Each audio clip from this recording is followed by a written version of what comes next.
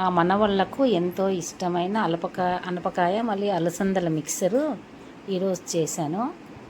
ఎందుకంటే 2 డేస్ కంటిన్యూస్గా హాలిడేస్ ఉన్నాయి కాబట్టి ఏదో ఒక ప్రొడక్టివ్ వర్క్ చేయాల. తర్వాత వచ్చి ఈ బయట తిండి అంతా తింటే పిల్లలకు హెల్త్ కూడా బాగుండదు.